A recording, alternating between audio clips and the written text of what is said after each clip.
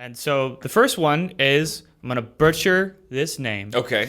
We got some rough names on here. Kakperkwietkowski_drums Beautiful. I think that was perfect. asks, what do you think about finding your way to your own sound and style? What sets you apart from others? So kind of a two-parter, I guess, right? I'll start with the second one. That's a little easier for me to answer. Well, what sets me apart from others personally?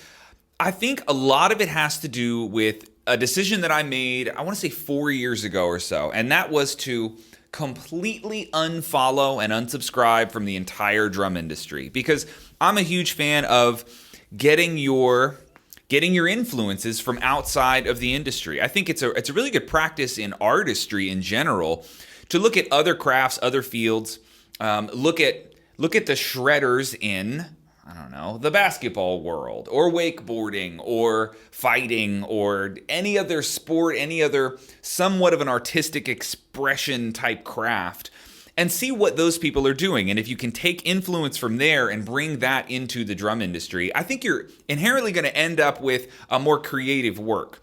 I think one of the reasons people struggle with being creative or being unique is because the only influences that they allow in their drumming and in their drum content come from the drum industry. So you're competing with people, I don't necessarily mean competing, but you're creating content that is so directly inspired and tied into other people who are doing the exact same thing. And the reality is we're all hitting drums with sticks, right? So there's a lot of crossover happening. And I could reference a lot of drummers who are good at going outside of the drum industry to get that influence. But I think for me, that's one of the things, unfollowing the industry, it doesn't have to be that extreme.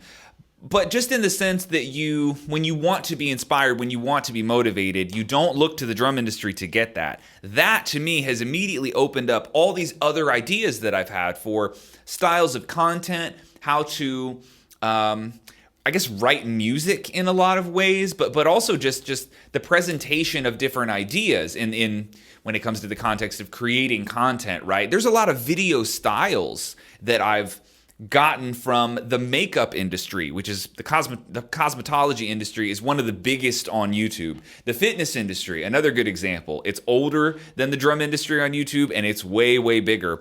The tech industry, that sector, older than drums, way bigger than drums. And so if you go to some of these other fields, it's just so easy to get new ideas that the drum industry hasn't seen, because in many respects, the drum industry is like 10 years behind the rest of the world. We're just kind of a slow industry when it comes to this stuff. So looking outside the industry, for me, that has personally been one of the most helpful things in fostering creativity, and it's a type of creativity that is unique and sets you apart from other people because you're not looking where everyone else is looking. And then, so the first part of your question was sort of, how do you find your own sound and what is the path to get there? And for me, this one's a little bit tougher, but I would say really it's studying outside of your comfort zone, whether that be genre or even listening to just other professional drummers, right? Because if you have your list of your top 3 favorite drummers, they probably all can go inside of this one type of box. So if you're a funk drummer, you might say, well, my top 3 are,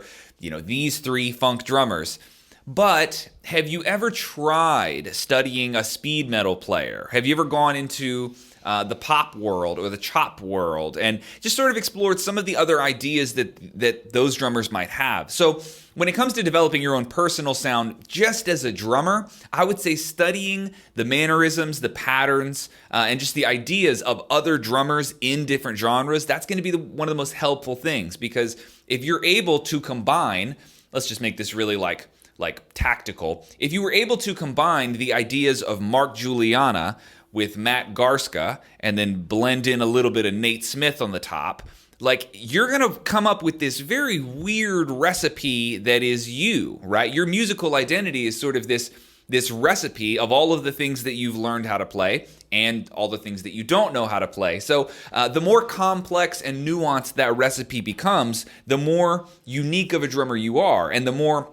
impossibly difficult it becomes to replicate your musical identity. And so when you talk about setting yourself apart from the pack and being very unique, in my mind, those drummers just have very complex recipes to their musical identity. I think that just comes from studying out of your comfort zone, listening to drummers that might not fall right in your list of like favorites necessarily, but they're outside of your wheelhouse enough that what you gain from them just makes that recipe more complex and ultimately makes you a more unique player. Thank you for watching this clip. I hope you enjoyed it. If you're looking to in any way make yourself a better drummer online, which let's be honest, you probably are, that's why you click this video, make sure to click the link in the description or the link that's around here somewhere. Free 7-day trial to my online drum school. You'll find 160 hours of drum lessons there and one of the world's largest collections of drumless play-alongs. Trust me, you will find something you love, and I would love to have you on board. OrlandoDrummer.com. I will see you there.